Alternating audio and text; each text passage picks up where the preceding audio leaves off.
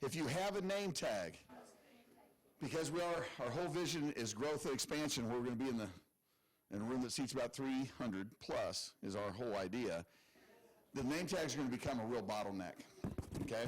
So we're going to have you sign in the future, but if you have a name tag with you, that is our gift to you. Do you have your name tag on, Kurt? Or where's your name tag? It's up there. I'm keeping it. I'm taking it home. So what does that tell us? If you have the name tag on that looks like hers, or even the paper one. Anyway, if you have a name tag, they're yours. So keep that with you. You can make your own, but bring that back at any time if you'd like. We've got some fantastic lineup this evening. We do what are called hot shot speakers. We have 2 hot shots. They'll speak for 5 minutes, then 10 minutes of Q&A, and then our keynote speaker. But also, too, we'd like to have you, encourage you, to log into our website. I'm going to have Mary cover this a little bit. Keep in mind this is a 501c organization, which means non-for-profit. That doesn't mean runs without money. Okay? So if you enjoy and like the support that we provide, make a tax-deductible charitable donation to the organization so we can continue to provide meetings like this, like the space is available, but the coffee and the cookies, all those small things, guys, we do get billed for all of that. Okay? So any support is greatly, greatly welcome. At this point, I'm turning the program over to Mary Mueller. She's our vice president. She's going to explain some things that are coming up and just how all this is going to come together tonight. Thanks. He's so good, isn't he? He just makes me feel so good being up here. Anyway, thank you for coming. We're so happy that you're all here. Like Sean said, I had a brain fog there a minute. What is this guy's name? Like Sean said, make sure that you come. If you like it, let us know. Go ahead and go onto our website, ICKC.org. If you have a smartphone and you want to pull that up right now, feel free to do that. If you are not signed up for our mailing list, we will be doing a monthly newsletter, and then we send out another little note to let you know, to remind you about this meeting, and then the day of the meeting, we'll send you a quick note just to remind you of the meeting. So if you would like to have those notifications and you'd like to see our email newsletter, make sure you go to our website and sign up for it. It's very, very simple. In the future, we're going to be having a new website up. Kurt and I have been working on that very diligently for the last 6-8 months. Once that website is up, you can go and it'll be real easy for you to go on and see what you need to see and what you want to see, and there'll be a lot of good information on it. Also, like Sean said, take your name tags home with you. Also, we have a Twitter account too, so if you'd like to do tweets with us, we have already over 200 people that are following us on Twitter. So feel free to get involved with that and follow our tweets and make tweets yourself and stuff. We would certainly like it. And if you're ever at these meetings and you want to tweet something about the meeting, make sure you do that, because that's how we keep growing and going. And our goal this year is to be over across the hall where 1 Million Cups is every Wednesday morning, which if you have not ever been to 1 Million Cups, great meeting to be to. So that's every Wednesday morning from 9 to 10, right across the hall. And then I said about joining our mailing list. As Sean said, if you would like to give us some donations, just go to onto our website and make sure that you can make some donations. I'm wondering if we could get a couple more chairs so people have a place. Are they getting? Okay, thanks so much, Lloyd. Lloyd is one of our board members. Could we have any other board members that are here stand just so that you can see who we are? We've got Sean in the back. We've got those 4 people. We got Ryan Larkin and his dad, and I'm horrible with names tonight. This has been terrible. Randy and Ryan Larkin, and then we got Curtis, the president. So I've had a long week, so it's like, obviously. But at any rate, if you have any questions, feel free to come to any of us anytime after the meeting. We'd be happy to visit with you about anything that you have any questions for. I'd also like to introduce a young man over here standing along the wall, Ezzy Redmond. Ezzy is one of the people that is very instrumental here in the Kansas City area. He belongs to a number of different organizations. He and his brothers own a restaurant. What's the name of it, Ezzy? Wings Cafe. Wings Cafe, right. Tell us what the address is. Just north of downtown on 169 North. Okay, and Ezzy came here from the East Coast, and he has become so involved in the Kansas City area, and his goal is to bring all of these organizations together and help us all support each other so that we can all grow and help you know how to create your inventions and move it forward into a business if that's what you would like. So with that said, I think that's about it for now. I would like to get into our hotshot speakers. We've got a great lineup tonight. Our first hotshot speaker is Mary Beth Oliver.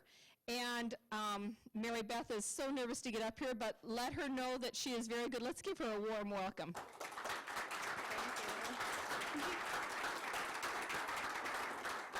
Mary Beth has developed what she calls CaddyFlap, correct, phone case. And this happened like so many of us. She lost her job and had this idea and decided to bring the idea to fruition, create a product, and make a business out of it. So I'm going to let Mary Beth tell you more about her product and show you how it works. Okay, can somebody help me get this? I don't know where my presentation is. She needs help over here. Yeah, he'll be right here. Okay.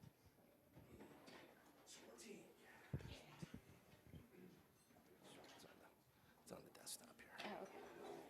I don't want you to have to create a brand new PowerPoint on the fly. Oh, I That'd be just don't bad. have time for that. How does this guy work? Do you all have an hour or so? Here we go. How about that? Hey, And fire then, that. wait, which one? It should have answered right like that, I think. Oh, we want to start it? Want to start your slideshow? There we go. Well, they're doing this, another board member right here. So ask him a question too if you have any questions. All right.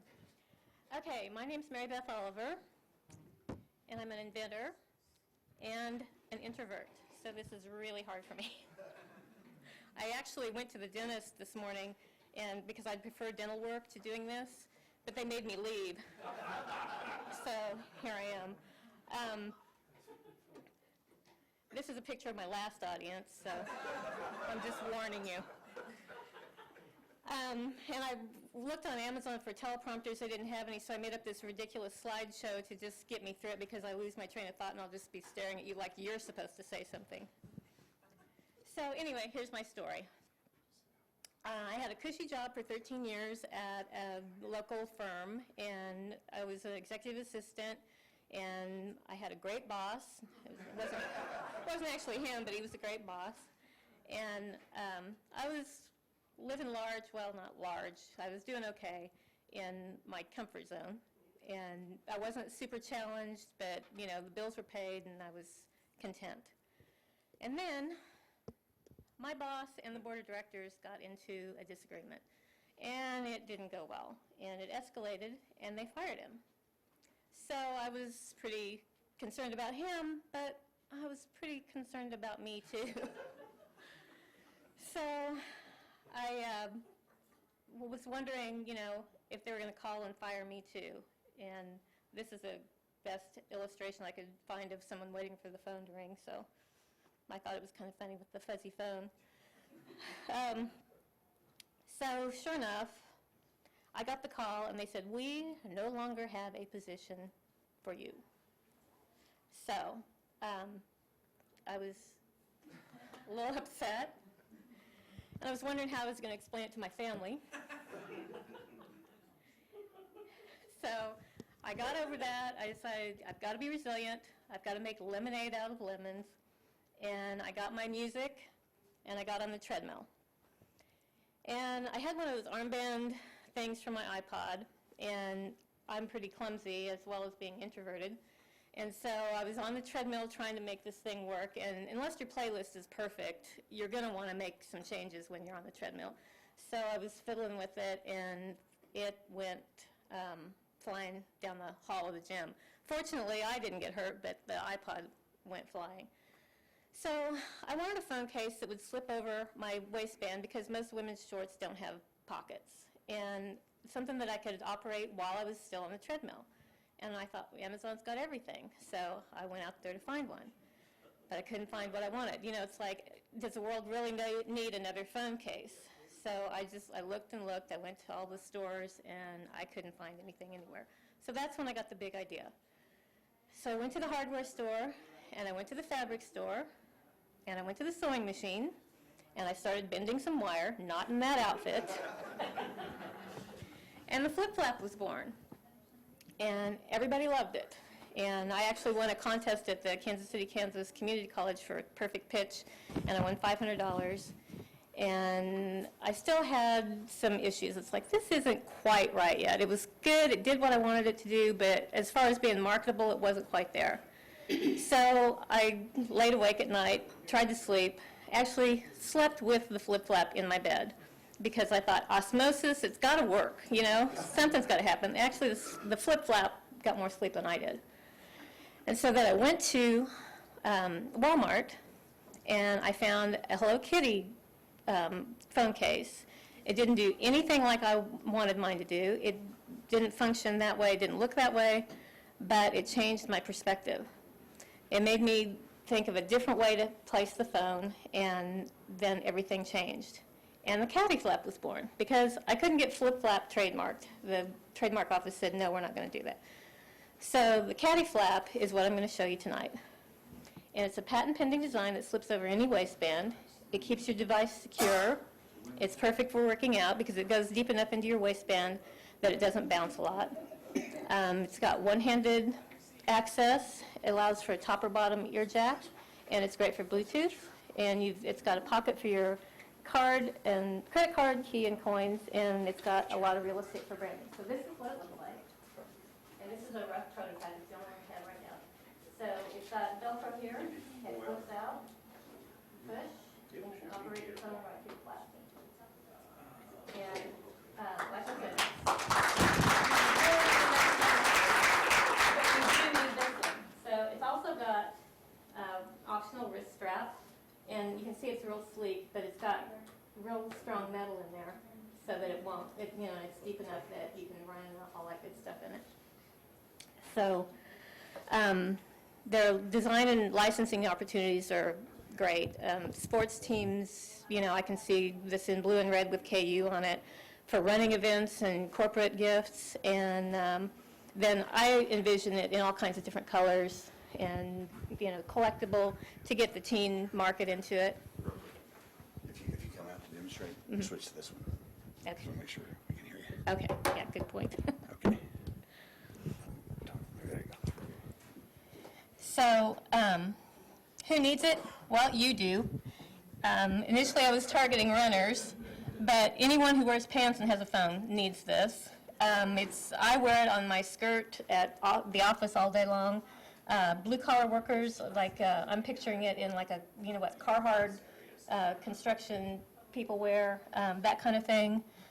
Teenagers, again, collectible, and then great for night clubbing. I see this in gold or silver, and girls out dancing with it on their jeans. So I've got all kinds of ideas for it. And basically anyone that doesn't want to dig in their bag, because it'll also hook over the side of your bag, like a briefcase or your handbag, and then it finally ends the pocket dial.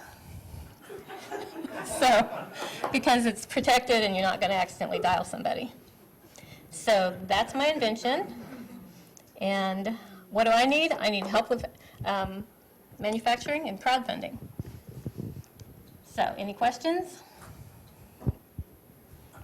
Yes. Hold on, we need to get you the microphone. Thank you. Hello. You said the flap, how does it stay down when the It's flap? got a flat metal spring inside. And see, there's a flap here that goes clear inside your waistband, so it's deep enough that it doesn't have a lot of bounce. Okay. I was curious if it was magnetic or No. spring, so that's good. I've avoided magnets because they can interfere with your phone. Right, good.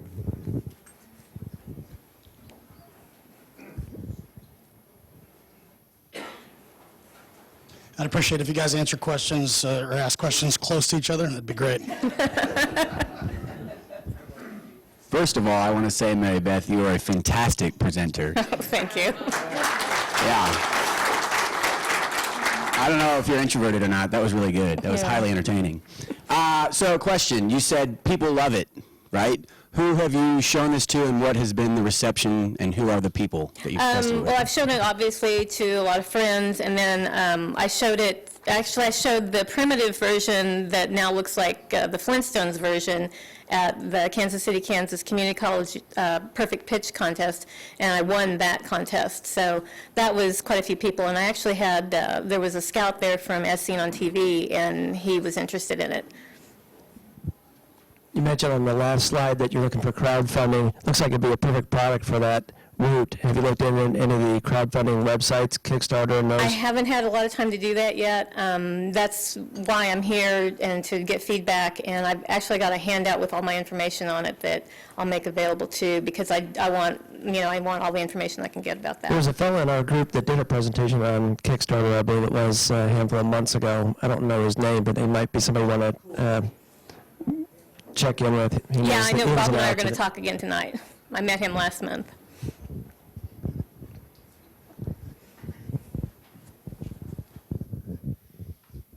I actually just have a thought, not a question. A lot of women still wear their phones in their bra, and studies have come out to say that that's actually very dangerous for us. So I don't know if you want to add that to your presentation, but it's Yeah. certainly a selling point for me. Yeah, it'll be a long list once I get it to the market. Do you have this patented, or are you? Yeah, I do have a patent pending on it. Do you have a website yet? No, I don't. I'm on Twitter, and I do have an email address, and I've got a handout. I'll actually might leave it up here and then try to get it passed out too. So, when I do get the crowdfunding going, people will be able to, she has them. Oh, okay. Okay. Is it a provisional patent or a utility No, patent? I had a provisional, and now I have the real thing. Oh, you have Because the the real job I did get, it's a legal firm, so they're doing the patent work for me for a fraction of the cost. How long did it take? It's still in process, Still but in I've had process. it going for a while. Okay.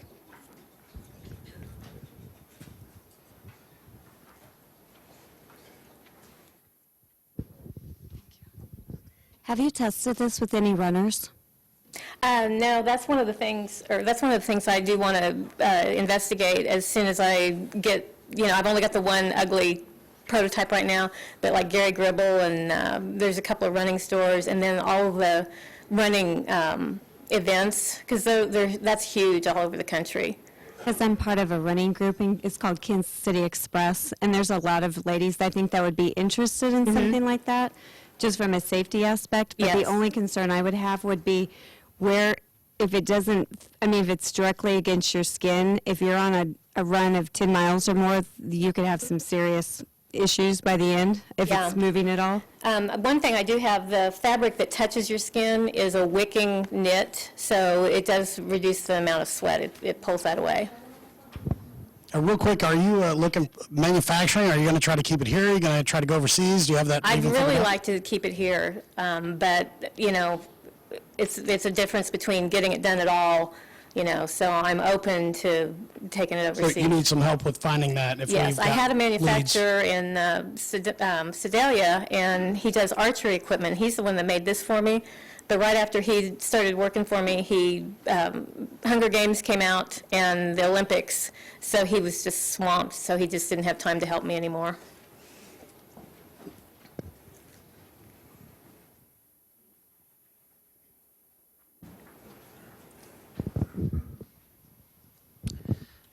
For the patent issue, if the idea is so easy to be copied, to what level you think the patent is really going to help you or to protect your benefit? Well, the interesting thing about the company I work for is they've got a whole division that watches for patent trolls, and so they're real confident that, if anybody takes the idea, that they can help me out, so.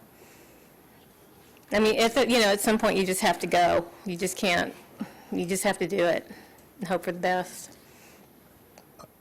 I'm in the manufacturing business.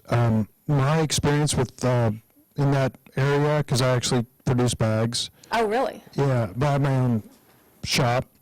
But my experience to go to something that's as complex as that, it seems to be about $25 an hour for manufacturing. Well, the guy I talked to was looking at about, I think it was going to be about $10 per unit. And it's real, I've made several of these at home, they're even uglier than this one, but the only thing I can't really do is the binding around the edge, and then to insert the metal is, the way I've done it is you can just insert the metal and then bend it.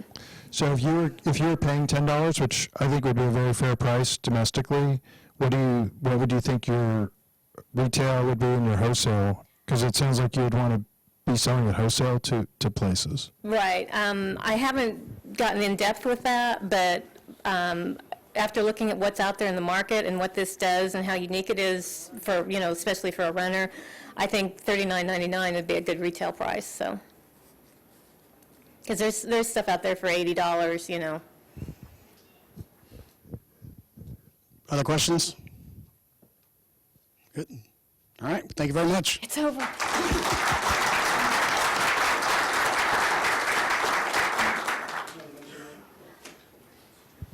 All right, so the address here is wrong. It should be inventorsclubofkc.org. So I apologize for that. Inventors Center of Kansas of KC.org. Boy, I tell you what. Here, why don't you say it one time straight? It's Inventors Center of Kansas City.org. KC. I blame Mary. That's it. One of those, you just Google Inventors Center Kansas City, it'll show up, man. That is. Inventors Club, Inventors Center, however you want to do it, and it should come up. So next month, this will all be taken care of because the website will be up and fully running, so there will be no question about it. So the other thing I wanted to mention is that even though we have an after hours at the Classic Cup, which is down on the plaza, and Sean will say, or Kurt will tell you more about that towards the end.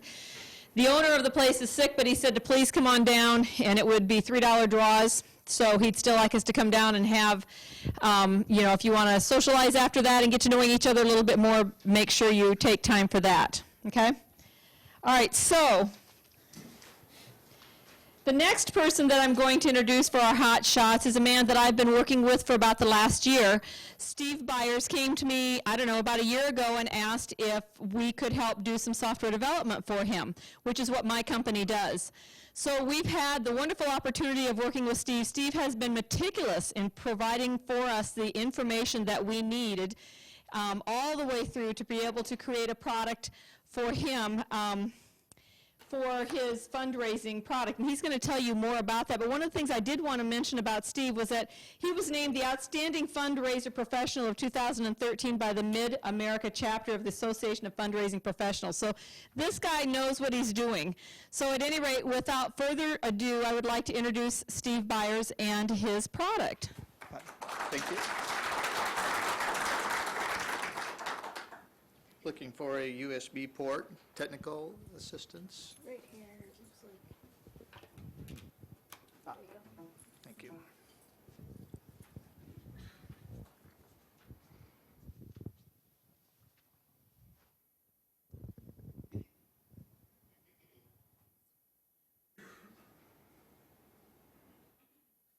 Talk amongst yourselves.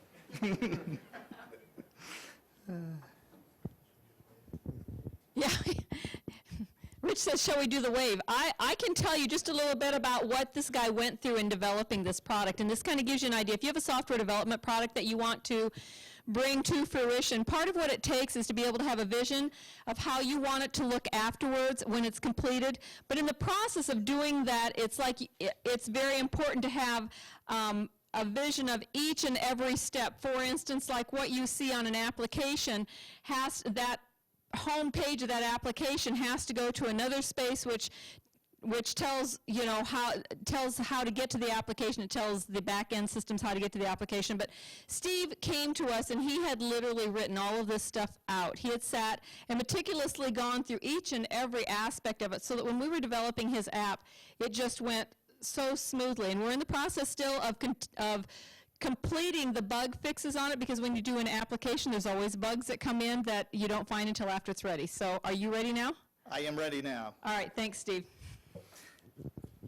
It's good to be with you all this evening, and I just wanted to start with something that you've probably heard before, and that is random acts of kindness. Everybody knows that random acts of kindness are good, right?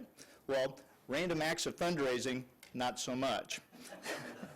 That's why I developed OnTrack fundraising software, because if you're going to be successful, you've got to be organized and you've got to stay on task. So I first got the idea of OnTrack. I remember the specific date. It was November 7th, 2012. And as Mary mentioned, I'm a fundraiser by background. And I see everybody clutching their wallets when I say that, but I'm not going to ask you for any money tonight. But so on November 7th, 2012, I was just coming off a very busy period for me, and I had just wrapped up some big projects, and so I decided, hey, I'm going to give myself the day off. You can do that when you're self-employed. You just don't get paid for it. But anyway, so I gave myself the day off, and I went out and had a nice lunch. I went to the aquarium, and I was sitting in Union Station drinking a cup of coffee and sort of thinking about, well, what's the next big thing for me? You know, what do I like to do? What am I good at? You know, just sort of planning what I wanted to be involved with. Well, one of the things that was floating through my mind was planning, because that's usually the first thing that I do when I have a client engagement, is take them through a planning process. So I'm sitting there thinking about that and thinking, gosh, you know, I wish I had a better tool for working with my clients. And that was, as Mary Beth said, sort of the light bulb moment for me, because I thought, you know, why isn't there a better tool for fundraising planning out there? And so I thought, well, there must be something. So I started doing some research, which led me to it just kind of confirmed what I thought, was that, you know, there's fundraising software and there's planning software, but there really is not anything out there that is for fundraising planning. So then that transitioned thought to, well, if I was going to design some myself, what would I want that to look like? So I got some pencil and some sheets of paper and started just sketching out what I wanted this to look like. And over the next several weeks, I went through several iterations of this. The basic concept that I was looking for was that I wanted to, the pointer works, that I wanted to take a spreadsheet with high-level goals on it and connect that to a task management system, because that's where most plans fail. Most organizations are really good at setting those high-level goals, but where they fail is translating those high-level goals into meaningful action on a day-to-day basis. And so I wanted it to, I'm a visual person, so I wanted the task to be able to display on a timeline, and I don't think you can probably see it on there very well, but I wanted each task to have accountabilities on it, because if somebody's not responsible for accomplishing that particular task, chances are it's not going to get done. So over the next several weeks, I came up with some designs that I was really pretty comfortable with, and then I needed to find somebody to help me do this. And fortunately, I got connected with Aranya Software Technologies, and Mary, it was my account rep, as she mentioned, and I just wanted to say in front of all these people, Mary, that I found you to be such an encouragement to me going through this process and sort of holding my hand, and that was really very helpful to me. So we went through several really grueling kind of planning sessions about how do you take this design and translate it into a computer application. And so anyway, this is kind of an early drawing schematic of how that looked. And so once we had an idea of how that did translate into a computer program, the big question became, what does it cost? Well, I got the cost estimate, and you know, up to that point, it had been, you know, just sort of fun and games for me, because I'm a creative person, and, you know, this was a creative activity, and I just sort of liked it. When I saw what it was going to cost to really do this, then all of a sudden it got real. And so I had to take kind of a step back and say, okay, how much do I really believe in this idea? So one of the things that I did, which I probably should have done a little bit earlier on, was do some market research. Now, I didn't have the money to go out and, you do a massive study, but being in the field, I know a lot of people who are in it. So I did it the cheap way. I did a survey monkey survey to a number of my colleagues and just said, hey, what do you think about this idea? Is this a product that you, think is a good idea? And actually, the results were very encouraging. 89% of the people that responded to the survey thought that there would be either a very strong market or at least a moderately strong market for a product like this, which, I thought, it's hard to get 90% of people to agree on almost anything. But what really surprised me about this was I asked them, well, what would you expect to pay for a product like this? Because I had sort of a price point in mind when I was going through the initial process, and when I got the cost estimates, that was not computing out very well at the price point that I was thinking about. But when I did this market research, what I found was that people were pegging this against some much more expensive kinds of products, and so it became quickly apparent that they would be willing, if they were interested, if they wanted a product like that they would be willing to pay more than I originally thought they would. So emboldened with this information, we forged ahead with this. So I'll spare you all the details on the actual development prospect, but if you'll fast forward about 8 months, by the end of 2013, I had a working prototype, which I began using with my own fundraising clients, and then I have also started marketing it to the fundraising community. So this is what it looks like, and as you can see, it's, Aranya really pretty faithfully created, I don't know if you can remember the early drawings that I had, but they really faithfully recreated what I was intending to do.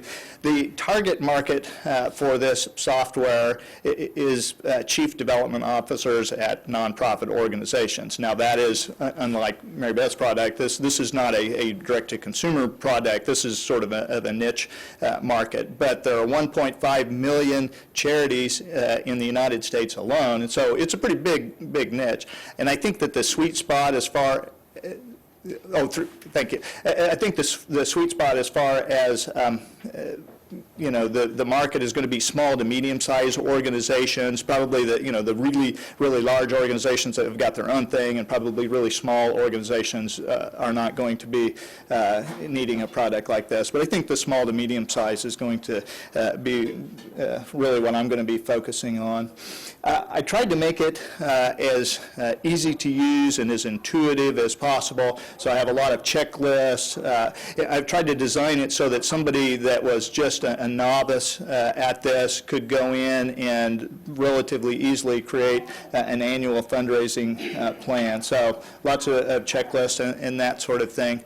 It also has a feature that once you create your first plan, then you can create other plans based on that plan. So you could go in, next year and do next year's plan based on this year's plan, and it'll just roll all the dates forward, which I think is going to be very helpful as far as renewals, because once you buy into this, then you've got, I think, a vested interest in continuing it. And so I'm really looking for longer-term relationships. I'm looking for subscribers, not just one-off sales.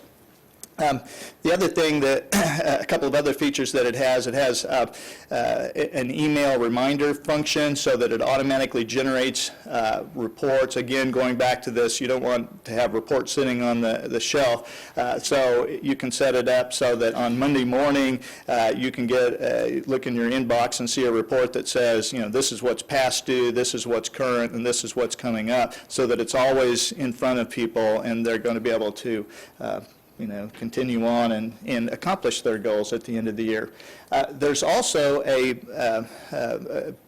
prospect management component for people that are in doing major gift fundraising or perhaps foundation grant writing. So I think this is a feature that's going to be very useful to them as well. And so that is just a quick overview of my story about OnTrack. I would be happy to answer any questions that you have.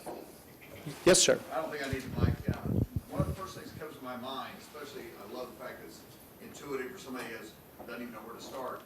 Can you customize it based upon time horizon?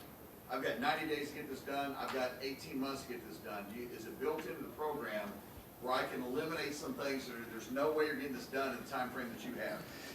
Yes, you can actually set up a plan for any time horizon that you want to. It's built to do an annual development plan, which almost all organizations do. You can also do, it's got a template for capital campaign plans, which organizations do, and that would be probably longer than an annual plan.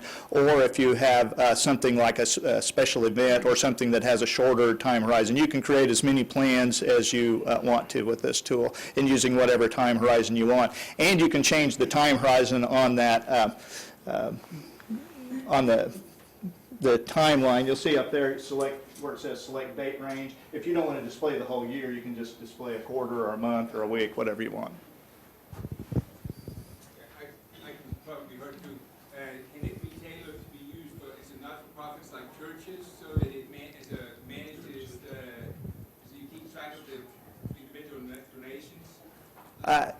Yeah, it would be something that would be useful for churches or organizations like that. It does not have the full donor database behind it, and in thinking about where I want to go with this in the future, and not to give too much away, I see this, it's a standalone product now, but I could eventually see it, and where I'd like to go with it, that it would be part of a suite of products and that would have a donor database component with that. How are you supporting this software, and what is, like, if I purchase this software, my organization purchases it, what's the support agreement? It's, well, you get me right now. So I'm in the process of building a team, if you will, but it's, I think, relatively bug-free at this moment, but if there are concerns, then, we'll fix that for you. And, as part of my consulting practice, I foresee that people might want some help in sort of filling in some of these blanks. So here's the tool, but then there could also be an offshoot with that. I don't know if I'm answering getting at your question. There's a lot involved in, you take on in an organization, you take on a tool like this.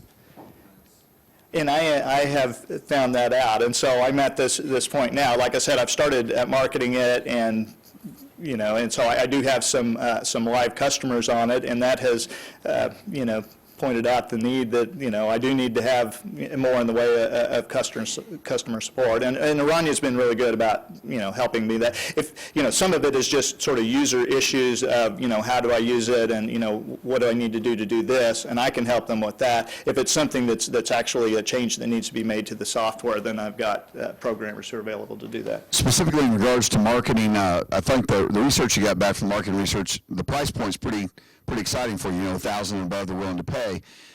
Two biggest challenges I see is, number one, what is your marketing plan to create awareness of this?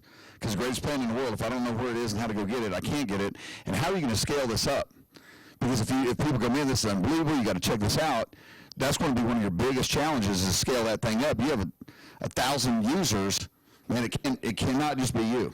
Yeah, absolutely. So I think you brought up two different points. One is how I'm going to market it. The profession that I'm in actually has a really outstanding professional association called the Association of Fundraising Professionals. They have chapters all over the country, actually all over the world, but they have, each of those chapters have their own regional shows, and so in conferences. So that's my initial marketing plan, is just to go to as many of these regional trade shows and conferences as I can, and just set it up, because I think if people can see it, if I can show that to them, then they get it. You all may not get it because you're not fundraisers, but when I show this to people who are in the profession, they're like, oh, wow, why didn't somebody think of that before? And then the second part of your question is about scale.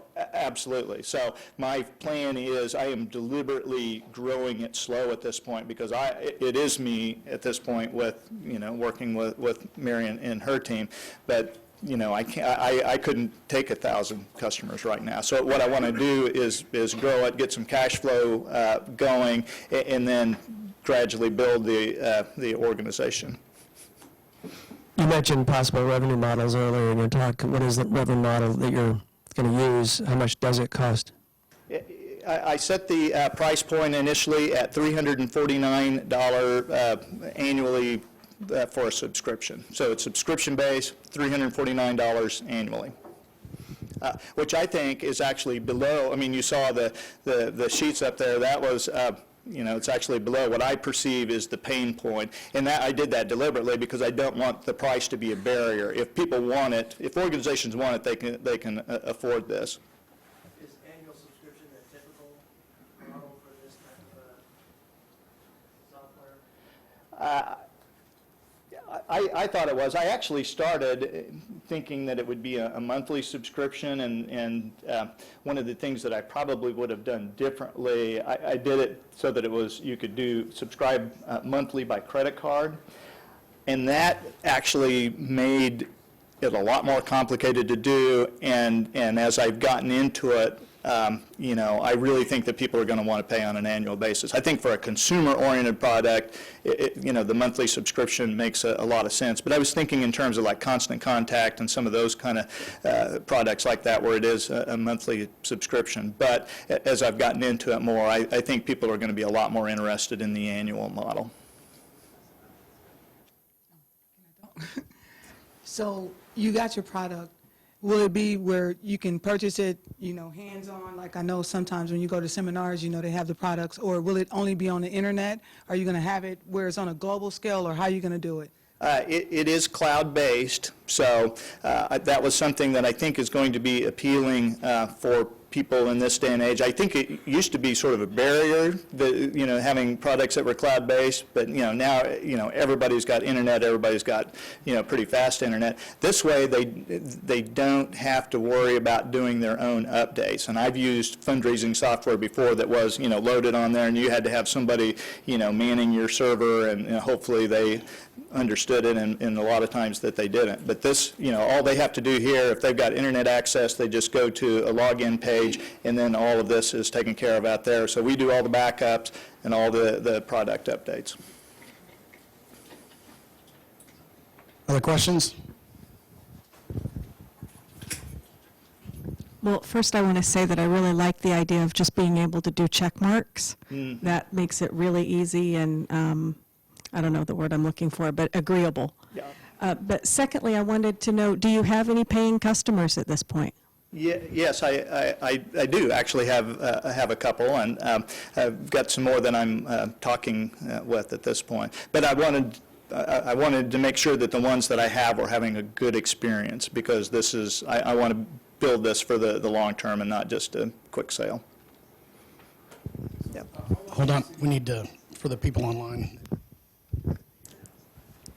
How much you see it as a marketing tool, as a service tool to promote your business? I mean, if it seems to me that, people start using this stuff, they don't really understand how to do it, they don't know how to build the project plan. It's very challenging. It seems simple, but to people to do it, it's very demanding. So how much you see it's like a marketing tool, so now you spread your word across the entire nation, and then also selling more services. So kind of software product on one side and marketing and services on the other side. What do you see the balance? Yeah, that's a good question, and some of that is still sort of being discovered on my part. But I think as far as marketing, I mean, I do have a demo video that's available on the website that I'm going to be showing to people. I've got tutorials, online tutorial videos that people can go and see, and then I can do live demonstrations, and hopefully soon a sales force with me will be doing live demonstrations to people at conferences. So that's the marketing part of it, and how I see that. But it's, some of that I'm still sort of figuring out. Yeah. What is the biggest thing that this organization could do to support you and move you forward and make you more successful? You have an opportunity to talk to everybody in this room that's all entrepreneurial minded. What can we do to help you? Thank you. Well, if you have people who work for nonprofit organizations, particularly in the development office, that you think might benefit from a product like this, that would be very helpful if you would just, say, hey, go look at the website. Development office, what's that mean? Fundraising. Yeah, it's the people that work in fundraising offices at nonprofit organizations. What about political fundraising? Have you looked at that with this? I haven't really, and somebody asked me that the other day. I think that, that is a potential market, and I'm sure that I haven't thought of all the different applications for this yet. The other thing that I would say as far as, what this group could do, I mean, part of, my reason for, being here tonight and trying to get more involved in the entrepreneurial community is just develop a network of contacts, because it's been all me up to this point, and so in order to grow this, I need to build a team, and so I want to just make sure that I'm plugging into all the resources. Honestly, when I first started doing this, I didn't think of myself as a quote entrepreneur. It was just like I had this idea, and I kept trying to take it forward as far as I could, and I would have really benefited from a lot of this kind of support and community. I was kind of far along in the process when it struck me of like, oh, I am an entrepreneur now. I guess I had to learn all this entrepreneur stuff. So, and then once I found out, Kansas City's got a tremendous, I mean, there's just so much going on in entrepreneurial support right now. So once I got into that, I've been really pleased. Yep. I noticed that you keep mentioning non-for-profit. Why is it that you're only sticking for non-for-profit? Because I think that this will benefit any company, and I was just curious why you chose non-for-profits. Yeah, because of the familiarity, but I see wider applications. I want to master my own domain first. I mean, and it is really tailored towards fundraising. I mean, I think that's one of the benefits of this. But I think that conceptually it could be maybe adapted and marketed to some other sectors as well. All right, thank you very much.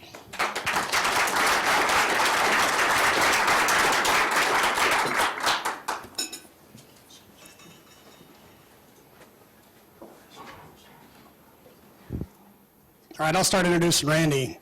I met Randy about 3.5 years ago. Randy owns Filtration Solutions. I have a Dodge diesel truck. When I first got it, I love that truck. The only problem was I was working for a company and I put about 60,000 miles a year on my vehicle. And in that Dodge truck, oil changes are 3,000 to 4,000 miles. So I'm doing that about every 3 to 4 weeks. I'm changing my oil, which is right at $100 every 3 or 4 weeks. So through a friend, I'm telling him, hey, I've got this deal, and this truck is basically breaking me to make sure that I maintain it. And he said, oh, you got to go over here and talk to Randy. You get this thing and put it on your truck. It's amazing. So basically, I went over there, and I have a background in automotive, and so I'm talking to the guys, and I'm like, what is this? And I'm going to let Randy give you all the details on it. But here's what it did for me and why I was so adamant when we said, hey, we need speakers at the meeting who are successful inventors. I right away thought of Randy. Because with his invention, I was able to go from spending, $100 every 3 to 4 weeks to $50 every 3 months. Because I don't have to change my oil that frequently anymore. I don't change it at all, in fact. And he'll explain a lot of that, where we just change that filter, and next thing you know, I put a little bit more oil in, and I go, and so, you always wonder, like, does this thing really work? I mean, Randy's got all kinds of slick photos and, like, things that show that it did this and it did this, and you're like, well, I wonder. I drove the truck about 100,000 miles, and I had an injection pump go out, or not an injection pump, one of my injectors went out. So I had the tech at Dodge dealership, they're replacing it. And he comes out and he says, how long have you had that filter on your truck? I said, oh, it's been about 100,000 miles. Why? And he goes, that engine looks brand new inside. Now, mind you, at this point, it had 260,000 miles on it. There was not any buildup of any gunk at all, which is unheard of. I mean, you can build a brand new engine and put it on in the service, and it's going to have a buildup. So I'll let Randy talk a little bit more about it, but I think his product is fantastic, and I've sold I don't know how many for him, and he didn't even know it. So, Randy, come on down.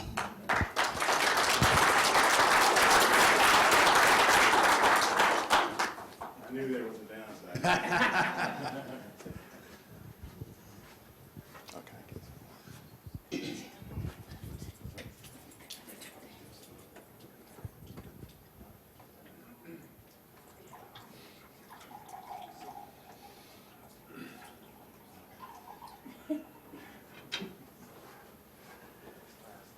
All right, thanks a lot. My name is Randy Fields. I own Filtration Solutions in Olathe, Kansas. And what we have is a little different. We've been in business for 18 years, by the way.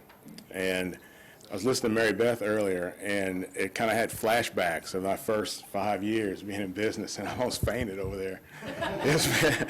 But I went through some of the same exact things that you were going through. But we've been in business 18 years, and what we have is a bypass filter. And let me explain what that, nobody ever knows what that means. What it is, it's a secondary filter that will go on any engine. We primarily focus on diesel, but we do diesel fuel now, and we do hydraulics and gasoline engines also. But what it does, it cleans to a much finer degree than your standard filter on your engine. Every car out there, car or truck, has a spin-on filter, oil filter on the engine. The problem is those filters are designed, they're not designed to clean. They never were. What they're designed to do is catch something big that will cause a catastrophic failure. The reason is that the oil in the engine is designed to lubricate the moving parts. So you have to have that oil in the engine because it's very, very hot and there's always a lot of friction. And if you don't have oil in it, your engines would last maybe 1,000 miles and they'd be toast. So the standard filter, it takes big particles out of the stream of the oil, allows it to pass through and get lubrication to the engine when it needs it. In fact, if they tried to clean with a standard spin-on filter, the oil would move too slowly, and then it would starve the engine lubrication and it would fail. So dirty oil is better than, when you need it, is better than clean oil late or delayed. Now what we do, we'll filter down to, and I'll explain this here in a minute, filter down to basically 1 micron. And take all the particles out of the oil that force you to change your oil prematurely, and take out all the particles in the oil that get caught between the moving parts and cause wear. That's stuff that your standard filter can't do. Now, to put that in perspective, so you understand what a micron is, or what size we're dealing with, the filters on your car typically will stop all particles 40 to 50 microns in size, which is great, because anything bigger than that would cause a catastrophic failure in your engine. Now, we're down to 1 micron, 98% efficiency. Now, human hair, the diameter of a human hair is 80 microns. A red blood cell is 8 microns. Bacteria is 3 microns. We're 1 micron. So in Cat, Detroit, Cummins, all the engine manufacturers have done studies on this and show that 90% of the wear caused in a diesel engine is caused by particles between 2 and 7 microns. The filters on every engine are 30 micron or 40 micron filters. So all the particles that actually kill your engine pass through those filters untouched, which is why over time, especially with diesels, but it happens on every engine, you could change your oil religiously, do everything you're supposed to do, take it to the dealer like you're supposed to, spend all kinds of money, and that engine will still fail sometime in the future despite all your best efforts.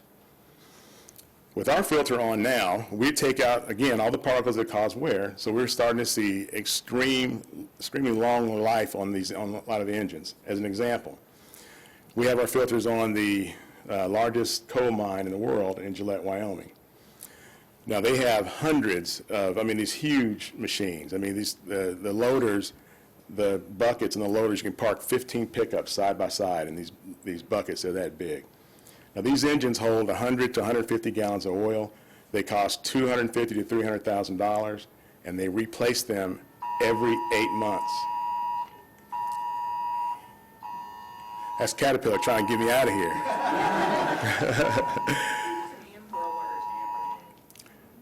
So they run, in the coal mines, they run 24/7, 365 days a year, replace their average life on these engines is 6,000 to 10,000 hours, which is 7 to 8, 9 months.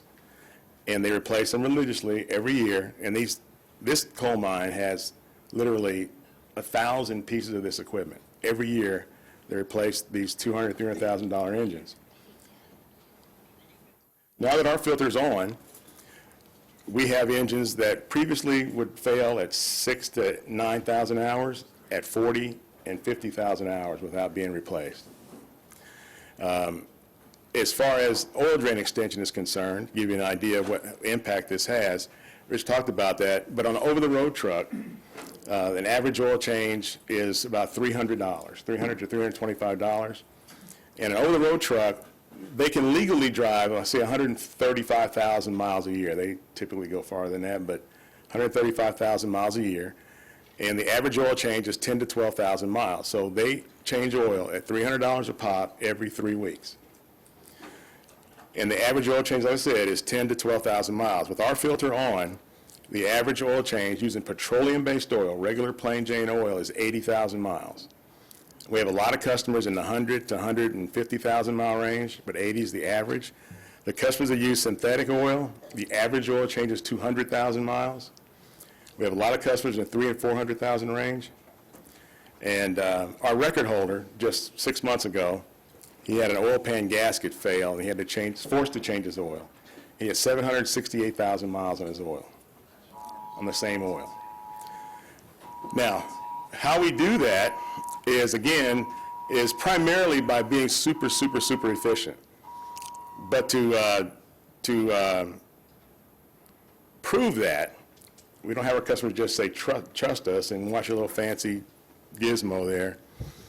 We do oil analysis, and we don't touch it. We have independent labs do oil samples of their oil. And so what we do is we start with a virgin oil straight out of the bottle, send that in for analysis, and we'll see everything that's important to that oil before it ever goes into an engine.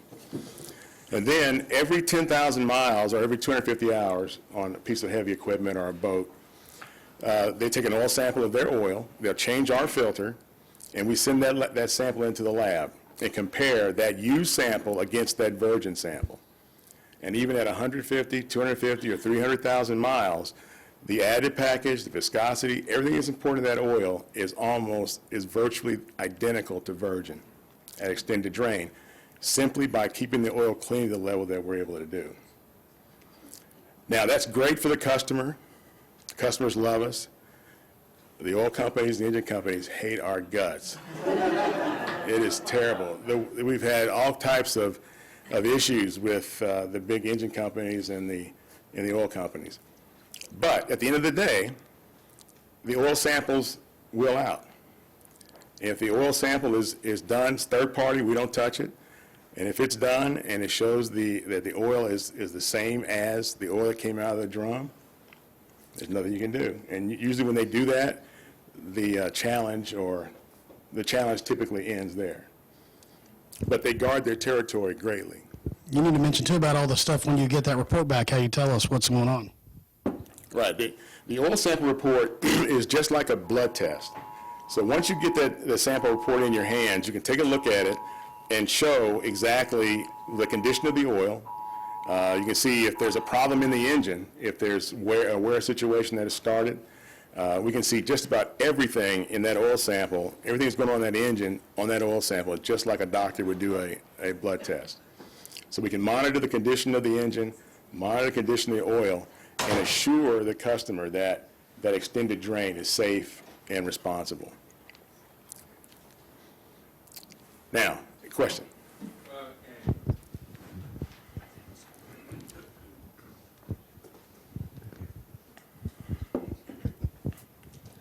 Do you put that filter in then in a pressure loop so that the oil that the engine is not starved, so it still has oil out of the sump on the normal way? Yes. Basically, when we say it's a bypass filter, what we mean is that we're bypassing the engine completely. We're going to take full pressure feed, just like your full flow filter will get, but once it hits our unit, we meter the flow down to about 1.5 gallons per minute, which is very, very, very slow relative to what the oil pump is doing about lubricating the engine. Most car engines are probably at, they'll flow at 30 to 40 gallons per minute. Even though you only have 5 or 6 quarts in there, the flow rate going through that engine is 30 to 40 gallons a minute. Now, we meter it down to 1.5 gallons, so we take a very small feed that the engine doesn't even know we're there. It's like a tick on a big dog. They don't even know we're there.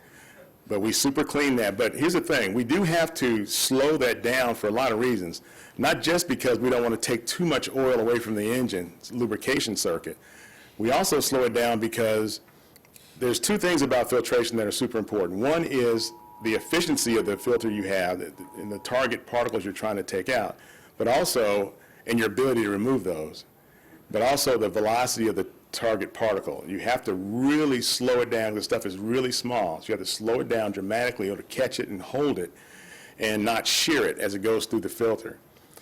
You know, we always say you can catch a 95-mile-an-hour fastball, but you can't catch a bullet. Well, you can catch one, I guess, but you really, to take a bullet out of there, you have to slow it down dramatically to remove it so that it's not harmful. And that's what we're able to do. Where is this device installed? Where is it installed in the engine?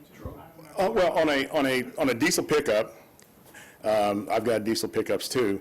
It'll start, the filter itself, and that's the filter of the black unit right there, will stall on the frame rail on the passenger side or driver side of the truck, depending on the brand of truck.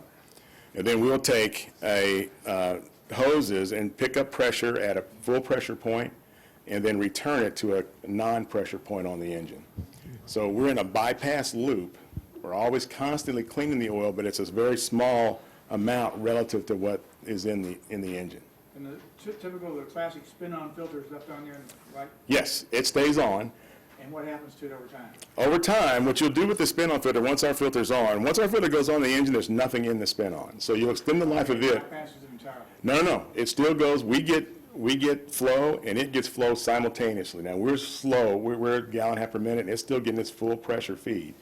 But because we're taking all the dirt out of that engine, there's nothing in the spin-ons. So you'll extend them along with the oil.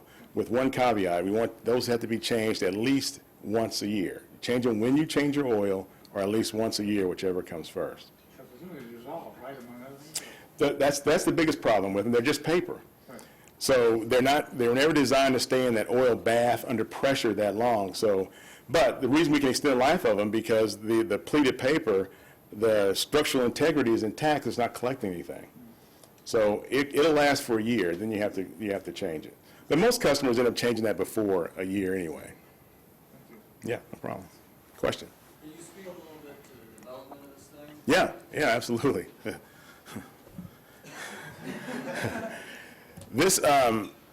I was born and raised in Kansas City, and before I started this company, I worked for Toro, and I was in the turf division. We did all the golf course equipment. And I was in production. I was an inventory and production control supervisor.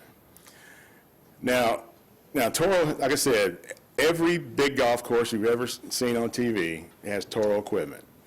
Jacobson's number 2, but Toro's number 1 across the world. Now, we had a problem back then, and I was in production, not engineering. We had a problem with the greens mowers. And the greens mowers, a putting green is 96 or 97% sand and 3 or 4% grass.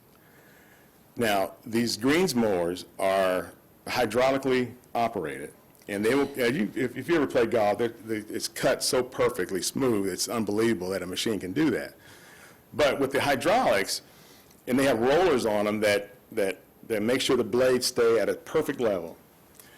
But the hydraulic filters, as they load, with any filter, anything, your arteries, the same way. As they load, the pressure goes up.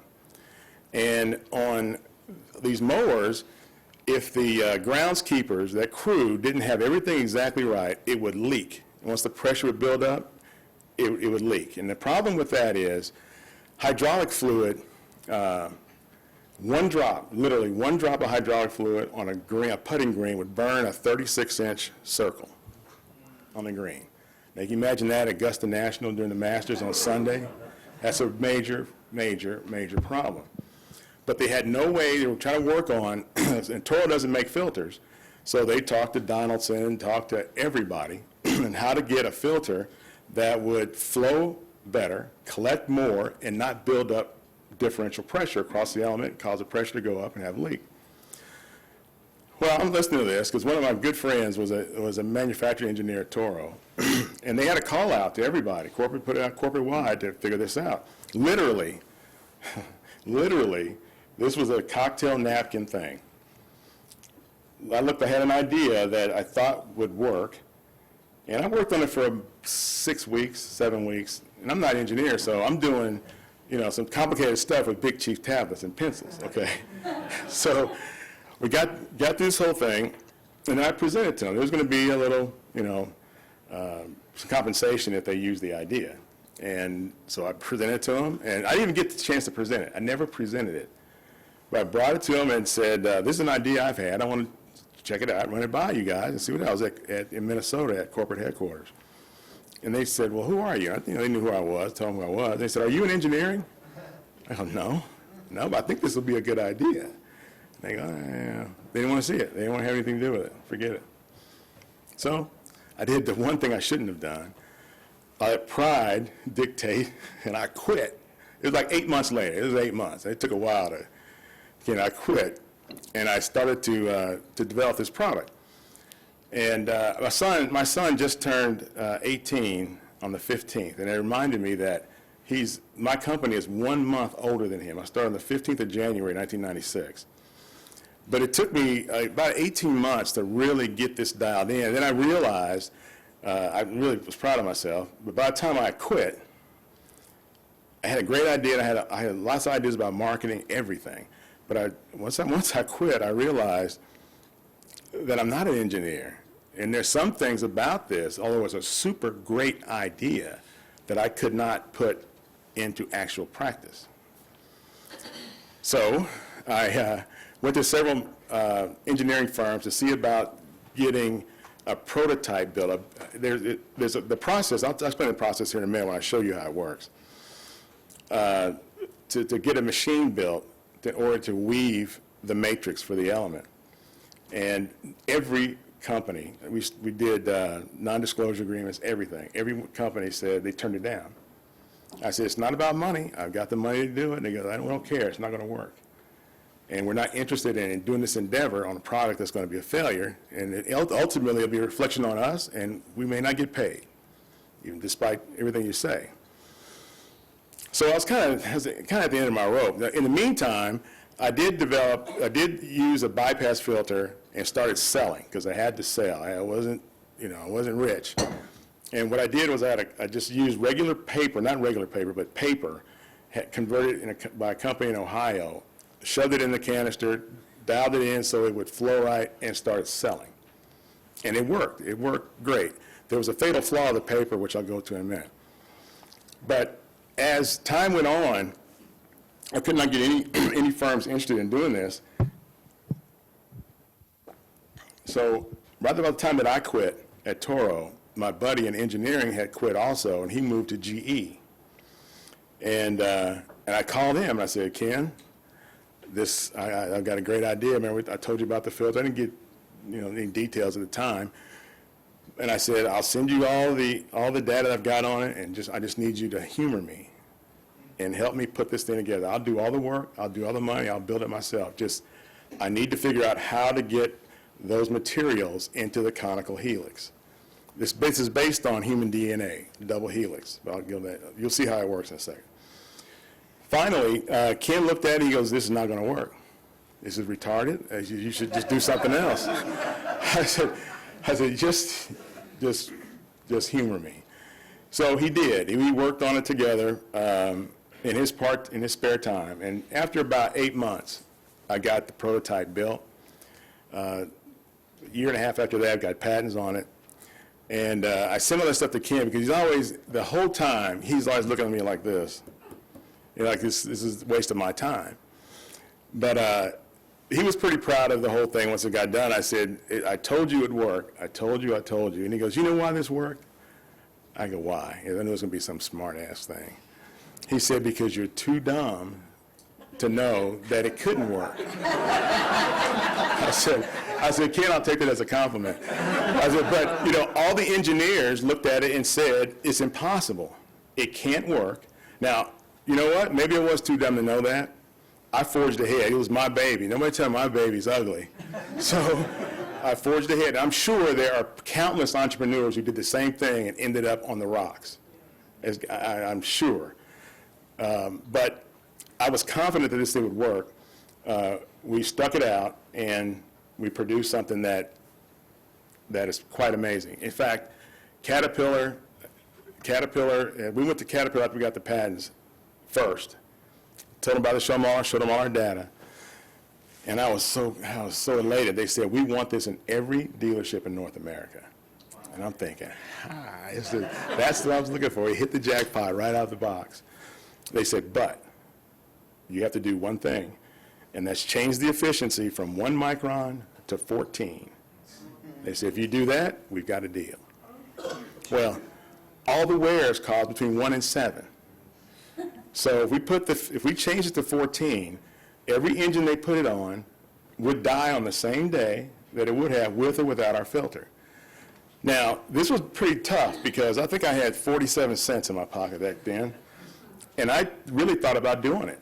We'd have a white-hot ride for 2-3 years, and then the world would know it didn't work, and that had been over. It had been over. But what a ride that could have been. I mean, I didn't know, but I was looking at the big picture.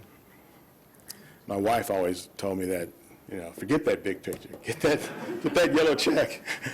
But I looked at the big picture, and we stood our ground. After 10 months of negotiating, they said, if you're not interested in changing that product, that efficiency, then we're not interested in your product. And this is an exact quote. They said, because if we wanted our engines to last 10 times longer, we would make them last 10 times longer. So obviously they understood the problem. They understood, how to fix it. They're smarter than me. They got more money than me, more engineers than me. They knew how to fix it, but it cost them money to do this. So they didn't do it. They would never do it. 2 years later, they did come to me on some projects. In fact, we still work with Caterpillar quite a bit. But they only call us on projects, on customers who are about to dump them because they're unsatisfied about the life of their engines. So 2 years later, they called, and we went out to Paducah, Kentucky to do some work at a big rock quarry. And they said, I said, well, why are we even here? You guys kicked me to the curb 2 years ago. This is crazy talk. I knew they were going to write a check, so I went anyway. So they said, the guy was really frank. I was kind of surprised. He said, well, I'll tell you something. Your filter interrupts the revenue predictability that we have in our products. He said, we don't build these machines to haul rock or to plow fields or whatever. We are building parts platforms. And he said, we can tell you with a stopwatch, when the machine leaves our plant and starts to work, he said, we can tell you within 100 hours in the future, within 100 hours, when that machine generates parts revenue for our dealers and profits for our shareholders. They said, your filter interrupts that profit predictability, so we are never going to put it on everything, ever. So, we work Kevlar everywhere we go. We're never going to get the big giant deal, and that's really, you always want that big deal, the big one, so you can use your exit strategy. But we know that's not going to happen. Can you speak to that story you told me about Caterpillar? I'll tell you one painful cat story. In fact, I'll tell you two. This one's really quick. At Paducah, Kentucky, at that mine that we met Caterpillar that first time, we put the filters on, and we solved the problem in the first oil change. The oil samples were 98% cleaner after installation. And you can't tell the future, but you can extrapolate by those oil samples based on the difference in the cleanliness. There's a ISO has a calculator. It's called a life extension calculator, and based on the cleanness of the oil, you can see how much longer that component will last. And in this particular case, we had a life extension factor of 8. So those engines were going to last 8 times longer than they normally would. Now, at this mine, this is Vulcan Materials, they had these engines in their shop. They had 12 of them on skids. And this place had a couple of hundred of these big machines. These engines were $115,000 a piece. They had 12 of them. And when they went down, they could change it in one shift and put that machine back to work. So they realized that, and they had 800 of those machines around the country, and they realized that once that filter goes on, that stops. That revenue is gone. So we get through the whole program. Everybody loved it. And they never bought. So we went to find out why, went through all the data, everything, and they said, well, here's why we're not buying. And the maintenance supervisor for the company, he was cool about it, and he said, here's the deal. Caterpillar's given us bigger oil pans for all 800 of our trucks. And what does that do? It doesn't do anything except for this. If you have a bigger oil pan and more oil, it dilutes the problem. So it becomes less problematic. So I've never done this, but if you put strychnine in this glass and drank it, it'd probably kill you, I would think. You put the same amount of strychnine in an Olympic size swimming pool, you wouldn't even know it's there. So put a bigger oil pan on the truck. It dilutes the oil sample to make it look like it's better, but it's still going to die the same day it was going to in the future. But he said they give us oil pans for all of them, and these haul trucks are called 777 haul trucks. You can Google it, you can see how big they are. They gave us 3 777 haul trucks for free if we did not put this filter on. And back then, those were $5.5 million a piece. We'll give you 3 of them. And I talked to this guy, his name was Squeak, is his nickname. I said, what? So what? I said, big deal. You've got 700 of the damn things, they're breaking down every day. You're just going to add 3 more into the mix. He goes, I know. I tried to tell corporate. I tried to tell him. But the CEO said, we're getting $15 million for free. Pfft, screw those filters. I want those trucks. So out we go, and we can't get back in until that CEO dies. I'm watching. I'll keep an eye on him. I'll be back. Now, the worst case, go ahead. What about the life expectancy of the filter itself? Because, I mean, obviously it'll gum up, so is there a replacement time schedule on the filter itself? Yes, you'll change our filter in lieu of your oil change. So if you change it, like on those big trucks, every 250 hours comes, you change my filter, you leave the oil in, your spin-on's on. On an over-the-road truck, every 10,000 miles, you service that filter, you do not change your oil, you do not change your spin-on. And that works on motors and stuff like that? Yeah, anything. Our biggest market right now, our fastest growing market right now is Alaska. We do a lot of the commercial fishing. But in fact, we have the Northwestern on the Deadliest Catch has our filters on. Oh, can't do those. It'll work on anything. The problem with small vehicles, we do a lot of small stuff, and usually it's because we have a really big customer who's got a wife or a daughter who doesn't change oil. It's not about women, it's just their personal experience. He goes, there's a big deal about your filter. My wife extends oil drains all the time. She never changes oil. I tell her to go, and she never changes it. So we have big customers, and they'll say, we've got whatever, a Lexus, whatever, or I need a filter on it, and you can't tell them that. So we figured out how to do them on some of the small stuff. It's tough, just because the mounting locations, that there's no frames on those cars. But Does it actually do any good on the small vehicles? oh yeah, it does. When I first started, we didn't have diesel equipment. We had Suburbans, and the first Suburban we had was a '96. We put the filters on. We ran about 120,000 miles a year on each vehicle, constantly on the road. We changed oil once a year. And when we traded those, got to get rid of those, the 97 had 490,000 miles on it, and the 96 had 400,000 miles on it, and the 97 had 360,000. The bodies were gone, but the engines ran just like brand new. So it'll work on anything with a pump. Just mounting is the issue. All right, let's everybody hold questions. Let them get through the rest of the presentation so I actually see how it works. Yeah, let's get to the Q&A. We got 10 more minutes, so 5 minutes on presentation and 5 more on Q&A if you can. Okay, all right. Last thing on CAT, and this has happened with UPS, this happened, but CAT this was the worst one. It was at a mine at Newmont Mining. They're the biggest gold mining company in the world. They have a mine in Winnemucca, Nevada that CAT invited us out to do one of our deals. We did. Worked out great. They loved it. They proposed a 6-month test in 6 months. I went out there every month. They had our credentials. As you can imagine, a gold mine, you have to have a lot of security to get in. So you had credentials. Everybody knew me.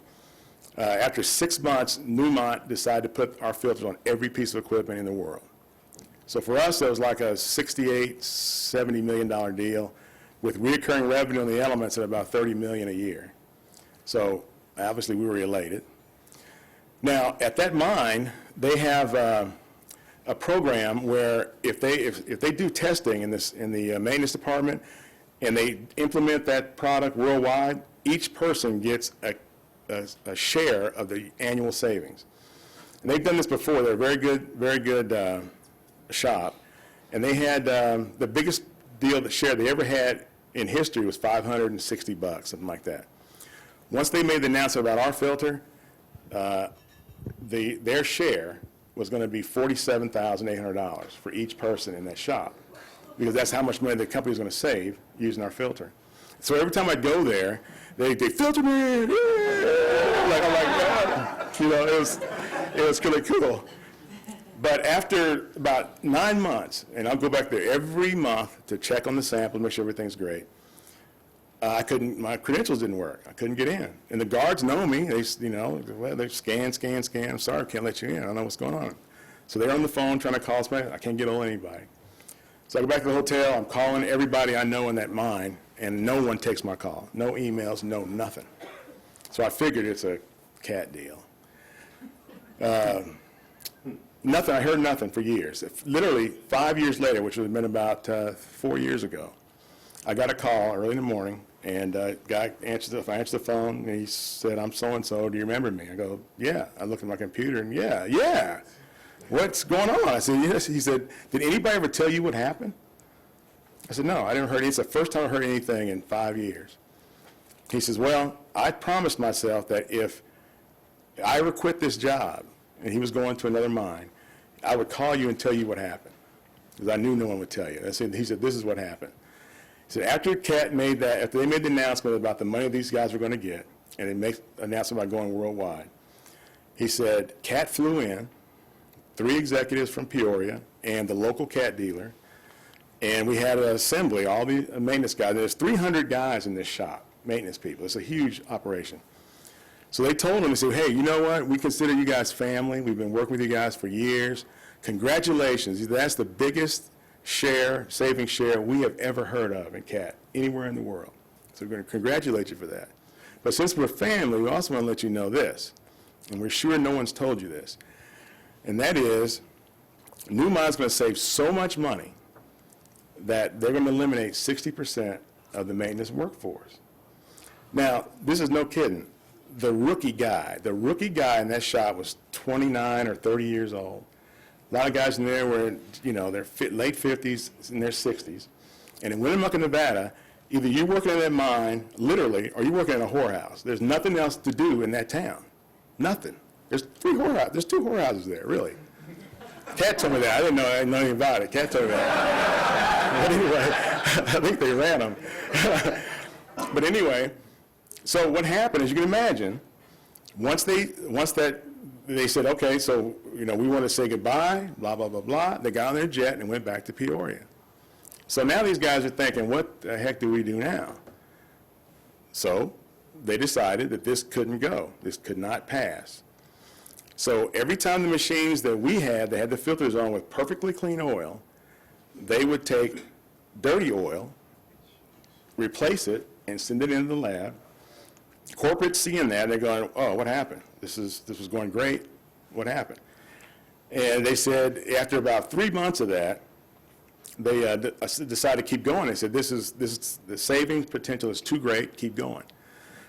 And they kept going. And when the employees thought that they weren't going to deter them, they started making them even worse.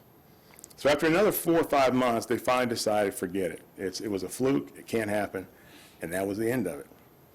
Now, Cat knew that would happen, and but you know what? We're not bitter. We're not bitter about that. Caterpillar last year, I think they did $72 billion, and like they told us, the majority of their profits come from parts. We kill that business. So if I was them, I don't blame them. If I had to protect $72 billion, I would say this filter causes erectile dysfunction and cancer. Don't use it. So I get why they do what they do, but they've had their fun. So now it's time for us and our customers to see the benefit. Now, what I'm going to do, this will just take just a second. This is our filter here, of course. Everything from here over is for demonstration purposes, does not go in a vehicle. What we're using here is 5-weight hydraulic fluid. We use it because it's light, it's got low viscosity, and it moves fast. So it'll be a fast demo because I'm on the clock. So what I'm going to do first is kind of illustrate what happens in an engine today, and we'll send this, when we contaminate this oil, send it through a standard everyday filter, kind of show you what happens today without our filter, and then we'll switch it over to ours and see the difference between 40 micron filtration and 1 micron filtration. Okay? Just a second. Let me put this down.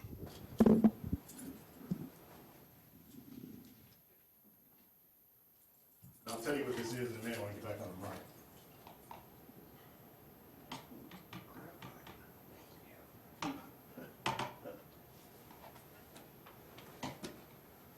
Now, what I put in there is a mixture of carbon black and soot that's harvested from stationary diesel engines, from GenSys. Now, that dirty stuff I'm putting up in the front of this screen will be important here in just a second, so just remember that. Now, this stuff here is measured. In fact, they use this to make a special type of ink, and it is measured at 0.3 to 39 microns. So remember what we talked about, this micron size. So 0.3 to 39 microns, human hair, 80 microns, okay? Now, let's send it through a standard filter first and see what happens. Now, this filter is going to do everything it's supposed to do and remove everything in that oil 25 microns and bigger. But remember, that stuff is too big to fit between the moving parts in an engine. Depending on the crank position, the gaps between the moving parts, depending on the crank position, the gaps between the moving parts in an engine between 2 and 22 microns, okay? So your engine parts don't touch. They float on a thermal barrier of oil. Now, this filter is doing everything it's supposed to do, and it's going to remove everything in that oil 25 microns and bigger. But again, remember, the stuff that it takes out is too big to fit between the moving parts, so this stuff is harmless, okay?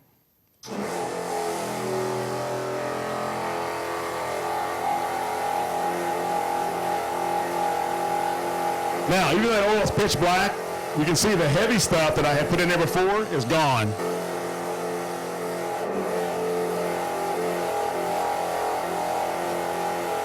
So that filter's done exactly what it's supposed to do, and it's removed everything 25 microns and bigger. But again, it's not about what it takes out, what it leaves behind. That stuff is what kills your engine, your transmissions. That stuff was forced you to change your oil prematurely. These filters can't touch it. In fact, we could let this run all night. It wouldn't make any difference. You could put 10 of these filters on it. It wouldn't make any difference. The small particles will pass through all 10 of them. Okay? Now, let's see what the difference is. We're going from 25 to 1.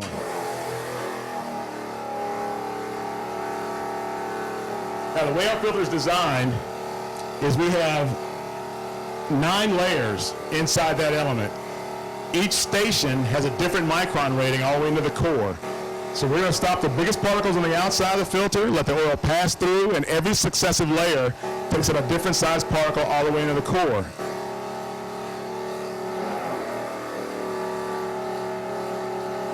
And that was hard to design with the Big Chief tablets and number 2 pencils.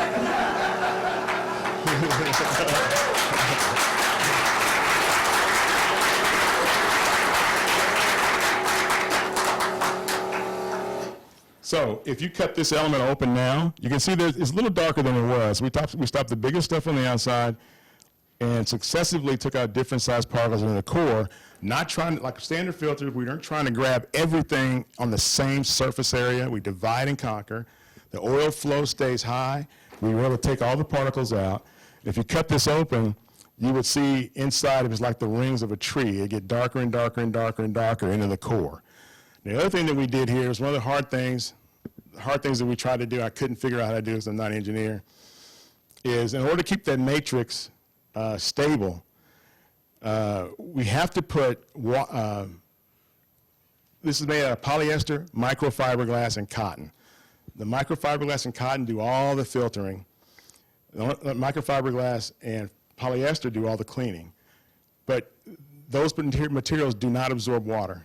You have to be able to absorb water to stop the sulfuric acid to build up in the engine. So if you have a long oil drain interval and you don't take the water out, the sulfuric acid will build up, the engine will eat itself from the inside out.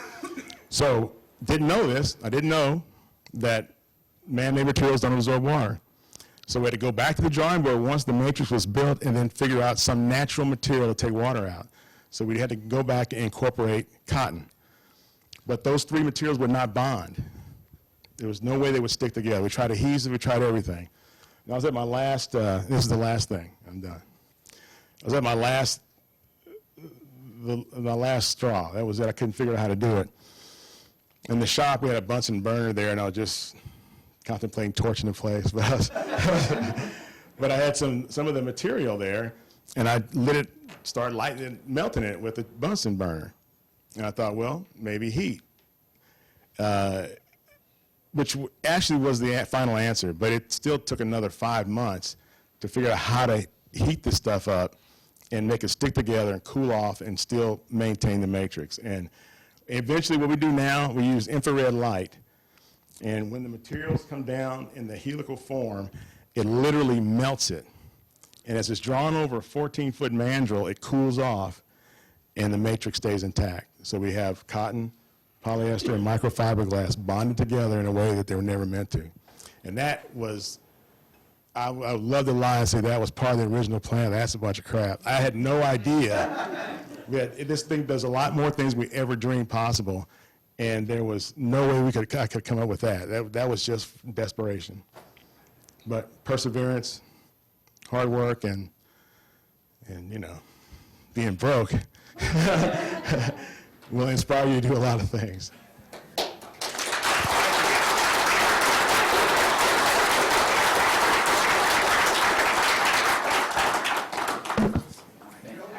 Some questions here.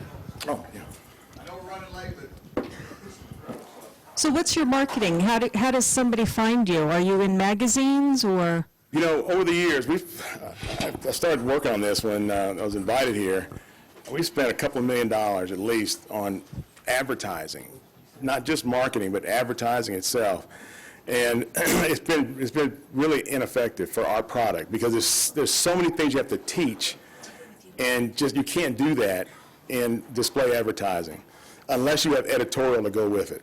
So we try not to do a lot of display advertising except in certain markets. The Alaskan fishing market, we use it.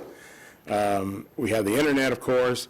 But you know what we've done that works is in every marketing company I've ever dealt with, for Sony, everybody said this is retarded, it'll never work. But we do just regular old school mailing.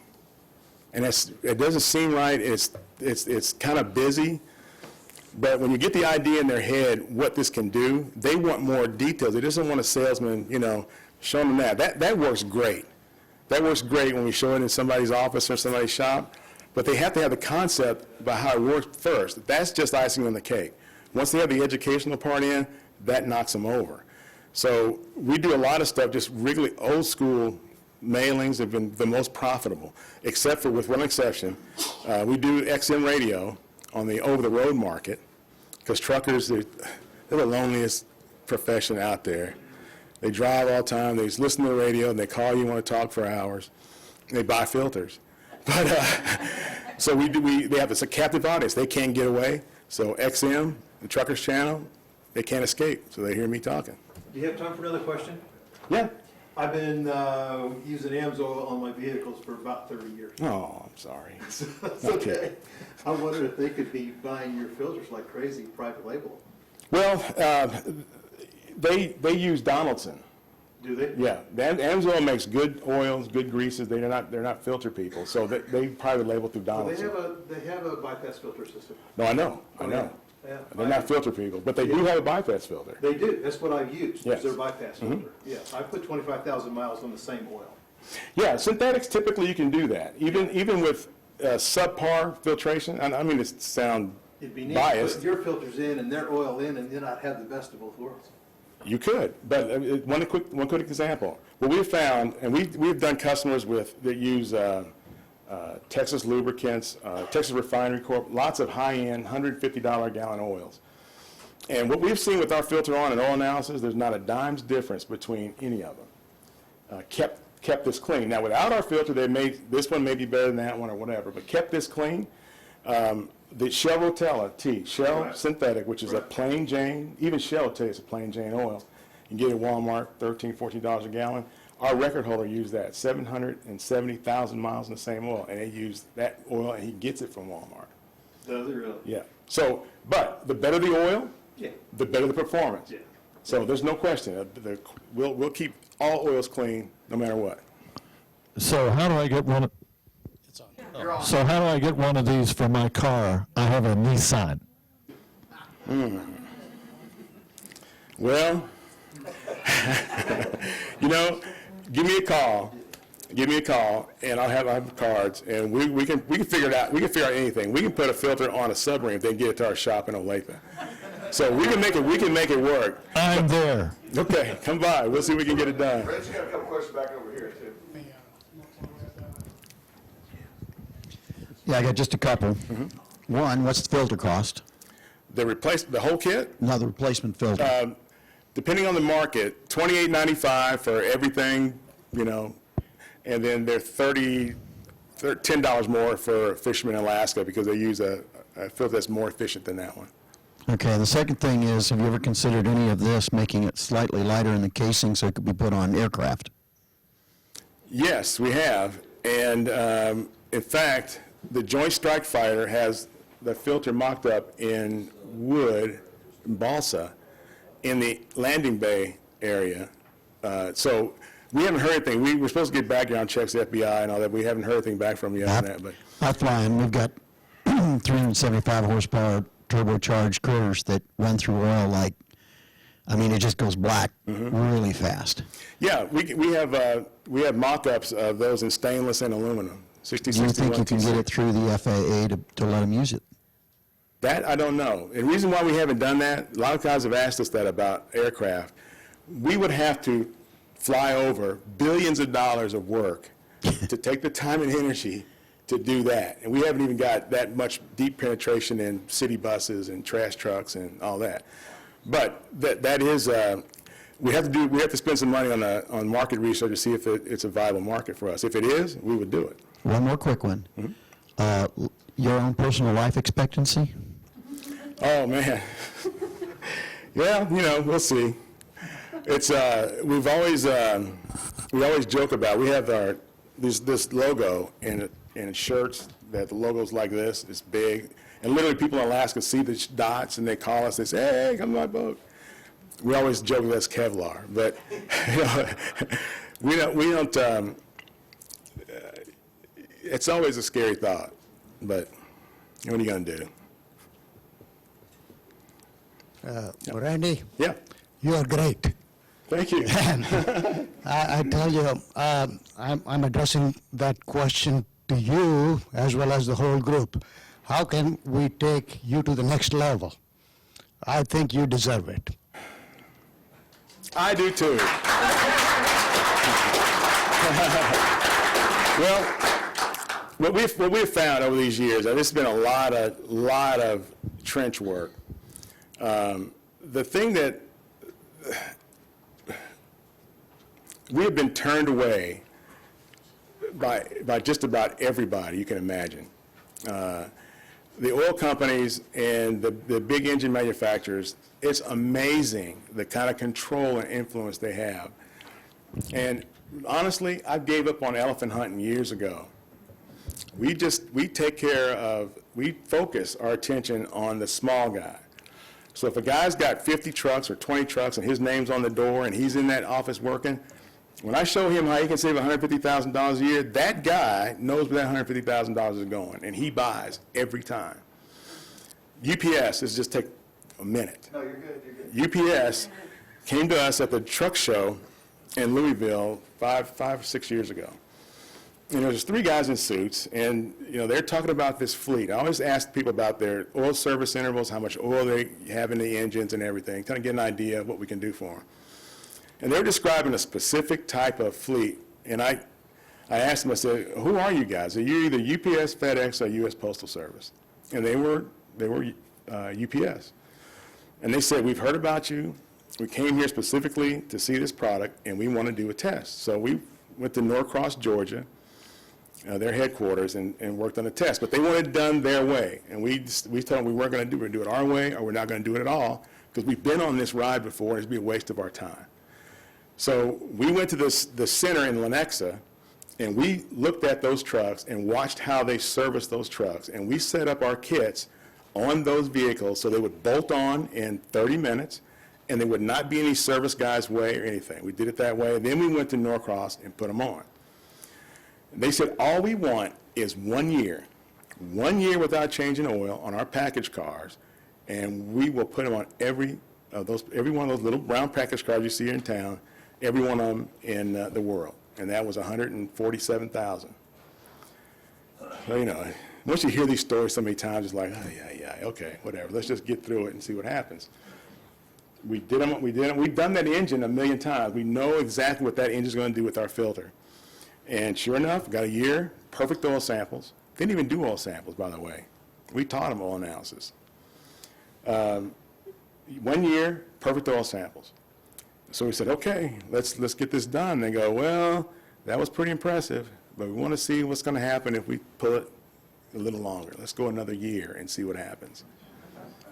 So we went another year and called them up, what's going on? They said, you know what, we want to take it as far as we can go.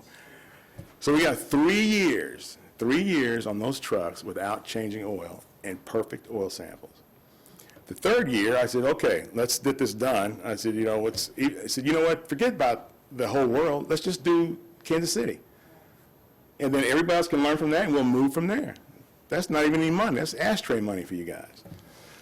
And they told me, we're not going to do your filter. I said, well, why not? We tripled your expectations. We tripled what you wanted. They said, well, after all this time, the last 18 months, Mobil has come to us, and they have said that they can develop an oil that can do exactly what your filter does without buying the hardware. I said, you know that's impossible. You know it's impossible. If they could have done that, you'd have done it before you came to see me. They assure us that it can be done, so we're not going to be interested in your product. That was 4 years ago. 4 years ago, they still don't have the oil. So what happens? This is what happens. This is when I talk about elephant hunting. What happens to us in these big environments like mining, city buses. We have on every filter on every bus in Orlando. We had 1,500 filters on all the buses in Miami, and then Detroit came in. The overhauls stopped. When EGR came out in 2000, these city buses, if you take federal money, you have to run your bus for 500,000 miles or 12 years, one or the other, whichever comes first.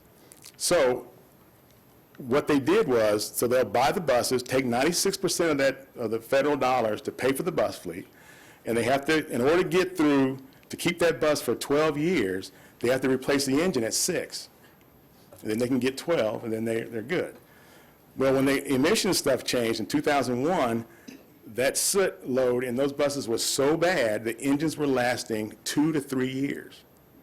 So now they had to budget 4 engines to get through that 12-year mandate. We came in, put the filters on, long story short, you know what happened. We took care of the soot, did everything, overhauls stopped. So I had a meeting in New Jersey, Lodi, New Jersey, with Walter Putz, who was the head of North American Diesel for Daimler, because at that time Daimler-Benz had bought Detroit.